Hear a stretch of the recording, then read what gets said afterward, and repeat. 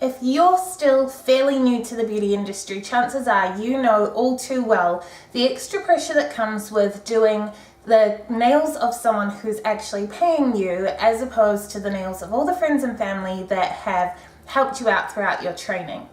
So I had a student ask the other day, after having had her first paying client, whether or not things ever get any easier, because she's a little bit of a perfectionist and she feels just such a huge difference because she's taking money from this person, so she's constantly thinking, I hope they're okay, I hope this person liked them, I hope they had a good time. And she just sort of asked whether or not there were any ways of making that get easier. The thing is that I really think there's not really any way of it getting easier other than something that is a little bit tricky to do, and that is not caring. Now, I don't want you to misinterpret me, because the passion and the care that you have for your craft and skill is what's going to make you a really successful nail tech or beauty therapist, and it's going to drive your business to crazy heights. You don't want to stop caring completely and remove all that passion. But if you're doing everything you can at every single appointment and then you overanalyze everything you did, that will eat away at you and you will lose all of the positive things you could have gained from that experience. I know that because I used to take every single thing to heart, and sometimes I still do, but lying awake at night wondering why a client hadn't rebooked wasn't actually doing me any favors. After all, there is a quote that says, you're only as good as your last night's sleep. And for me at least, that is very true. The thing is that your clients, no matter how friendly, they don't make purchasing decisions based on emotion. You react with emotion because you love this business that you've created.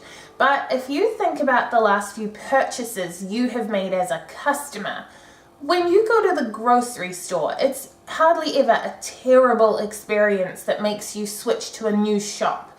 It'll be convenience or price or location, like super unemotive, just practical, logical little things.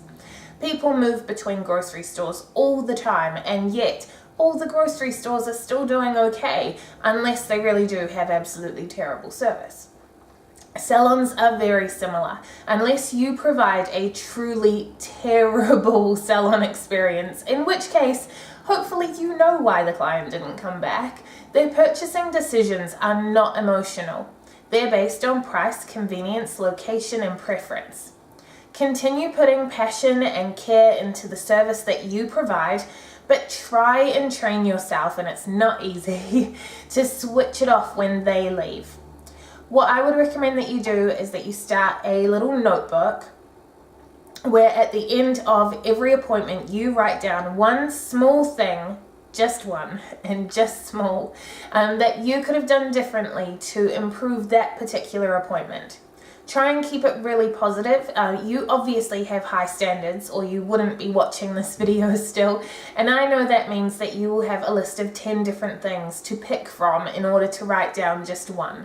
But pick one, write it down, and then describe how you can fix it. Close the book and then focus on not letting that one thing recur at your next appointment. By focusing on just one thing at each appointment, which definitely ties into the concept of a one-up, which is something we try and teach all of our students, but by focusing on just that one thing, you really can master it, and it becomes almost muscle memory, or you might put a system in place that stops it being something you have to think about. That one small thing will improve with the next appointment, and the next one, and the next one, and then you can pick another new small one thing to work on. But stressing about every piece of the appointment, it's not going to help. It's not going to help at all, but there's also no easy way to make it go away. You just put it in a notebook and then switch it off in your brain. Alright, I would love to know what you think of the idea, and I would love you to tell me in the comments below the one small thing that you would change about your last appointment. If you are a beauty professional, come and join us in the Monaco Nail Academy Pro Only Facebook group, which I will link right by this video, where we share a few extra tutorials and answer your questions on a daily basis.